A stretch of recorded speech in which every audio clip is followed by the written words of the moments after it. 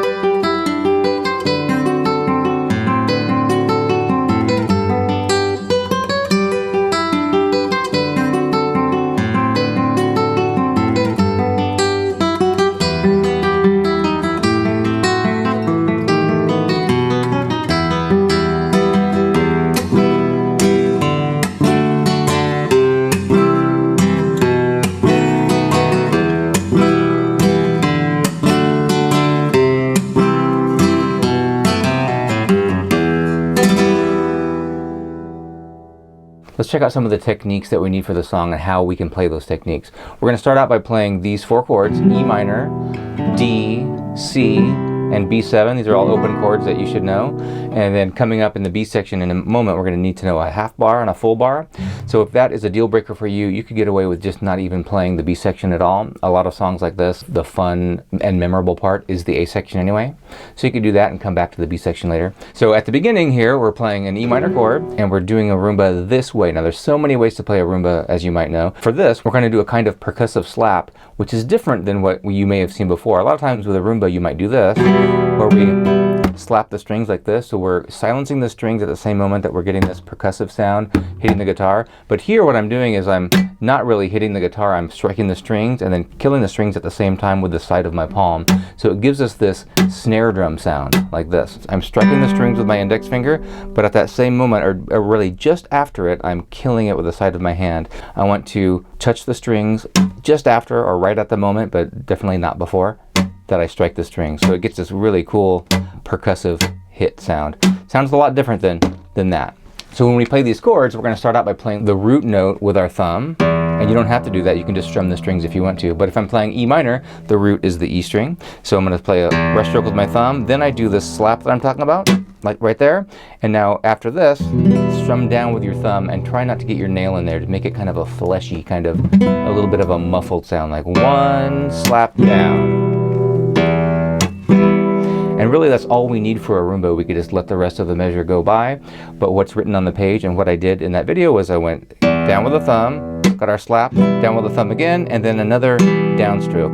1, 2, and 4. 1, 2, and 3, 4. Then we go to a G chord. And for this one, I varied it a little more. I put an extra stroke in there, but you could do it however you like. I'm going thumb now on the 4th string because it's a different chord. Do that, then I got the slap, down with the thumb. For this one, I'm going up with my thumb and then down again. So I went like this. Now I could also do an upstroke here at the end, but it's kind of hard to do that because we need a little more time to get to C. It is kind of weird going from a D chord to a C chord, a little of a tougher change. So on the PDF I have parentheses around that stroke so you can do it or not do it. And on this one we're back to what I did on the E minor chord. So I go thumb, slap down, down with the index, and now I'm going to B7. On this one I'm going to do the most strokes of all. I'll go thumb, slap down, up, down, up.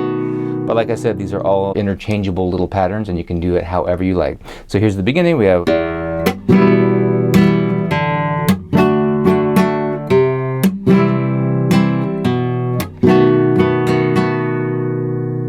now we go into this cool little arpeggio pattern, which is also a rumba pattern. So we have an E minor chord, and what I'm doing here is playing the thumb and then the ring and middle together at the same time on the outer strings, on the first and second string like this. Then my index plays the third string. These are all free strokes except for the thumb. I'm going thumb, ring and middle together, and then index. Now everything here is continuous, so I go thumb, ring, middle, index, on the next string with the thumb, ring, middle, index, and the next string with the thumb, and just ring, middle, not index. If you watched the Playing Romanza as a Rumba video from last week, I was talking about how we can conceive of a Rumba by thinking of a group of three, and a group of two. This is that rhythm. It's going 1, 2, 3, 1, 2, 3, 1, 2, 1, 2, 3, 1, 2, 3, 1, 2. Now this only lasts for 2 measures in the song, but you could actually play the first 4 chords with that same pattern if you like. It's a very cool pattern.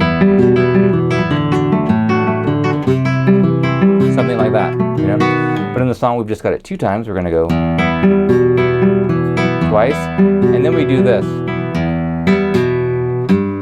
That time it was all 3 fingers together. I'm going thumb, playing the treble strings with the ring, middle, and index, and then I'm hitting a rest stroke here, which is already in the chord, and then my pinky plays this low G, and then we land on this low E and try to kill it right after you do that. Going into the A section, we have these 3 notes. Now, because we're not playing anything else and it's not really an arpeggio, it's more of a scale type thing, you could do picado technique, which is index and middle arrest strokes. So you can go like this. But if you don't like that, free strokes are totally fine. Now be careful of this part, because when we repeat the A section, we're going to see those 3 notes again, but they happen faster. Here they're slow. Remember that they're slow. It goes 1, 2, 3, 4, and then we're on to the main melody here. So what we would call the A section of this song is all continuous 8th notes, going like this.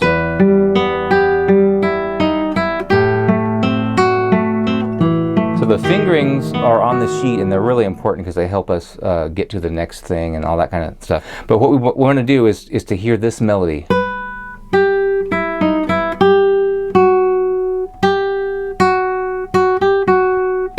That's what we need, and so there's some syncopation happening in there, but if you are playing all of the arpeggios underneath it, we're really just playing like a clock all the way through. You're going. So let those high notes ring out.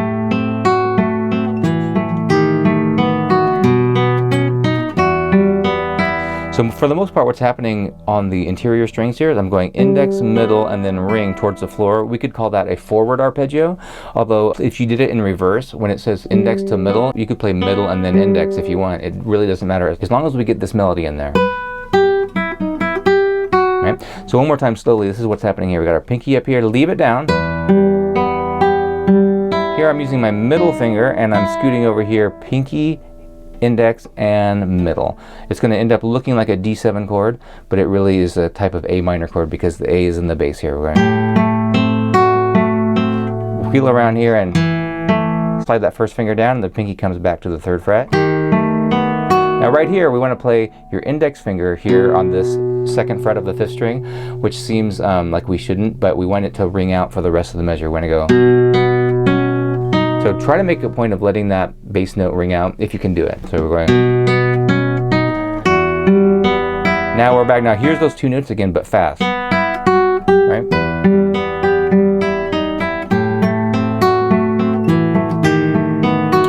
Now this time, that's the ending of it, and the whole A section is going to repeat again. If you think that's too repetitious, just go right to the B section. So let's check out that B section here. We're going to go 1 and 2 and in the A section, and your pinky comes up here. Now you could do rest strokes here if you like, or free strokes, doesn't matter. If I did rest strokes, it would sound like this. I think I did that in the video. So the fingering here can be a little bit weird, and I did write all the fingerings in that sheet. So your pinky's playing this high note, 10th fret of the 1st string. Your thumb is going to play the G string, the 3rd string. Middle finger plays this fret, the 8th fret of the 2nd string. What happens is you're probably going to want to play a little bar there, but don't do it. We're going to play the shape of a D chord Okay, look, this is D major. If we play it all the way up here, this is a way of playing a G chord actually, using the form of D. And then your pinky's going to come down here and play the 8th fret of the first string, and then you're going to drag those 2 fingers down to the 7th fret each, and then do a half bar. So it sounds like this. So see how I built up the shape of that chord? We're going. I just have this finger, then that one, and then put the pinky down. Drag them down, and I'm doing a half bar. Bass note change there. Drag the pinky down, go to full bar. Now this time you could also do this again for what we call pickup notes, or what's written on the sheet. And what I did was, and I am playing rest strokes with that, but free strokes would be fine too.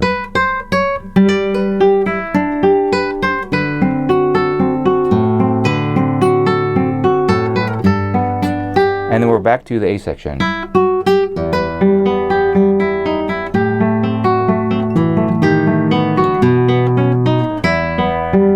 The A section, but only kind of the first half of the A section. You could do it twice if you like. Now at the end here, we're going to do the way that we started the song. We're going to end that way. So we have that slap again. Now because we already did it, maybe this one you could get a little more busy on it, or make your own variations for this. B7. Now at the end here, here's something a little bit more difficult at the very end. We're going to end on B7, except this time we're not going to have our pinky down on that high E string because we're going to need it for this. So we got some pull-offs there with our worst finger, the pinky, but we should always be practicing that finger anyway because it needs more work. So we have B7 here. Try to leave as many of those fingers down as you can. My pinky comes here to play this C note on the 3rd fret of the 5th string. Thumb rest stroke, pull it off, then pull the middle finger off, open. Now still keep the chord because ideally we would still be hearing those strings ringing out.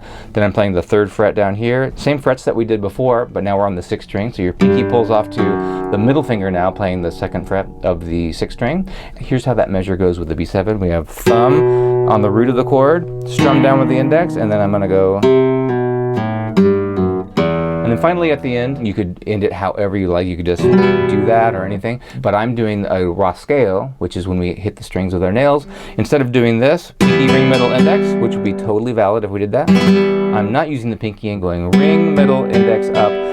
And the reason I'm doing that is because it's just happening one time, so it gives me the opportunity of like tucking them into my thumb and then flicking them off for have more power, but also more control over those fingers when you do that. So I'm fingering E minor in the left hand, and I'm playing the low E string with my thumb. Then I'm come off the strings. You could set your thumb really anywhere you want or let it float. I'm going ring, middle, index, up, and that's the whole thing. So here's the last 2 measures. We go like that. So I hope that helps you play this tune. This is a great one. And if you already know a lot of these techniques and want to play a more advanced version of this, check out my other arrangement of this at my solo guitarist channel below. You can get the PDF for that there, and I'll see you in the next video.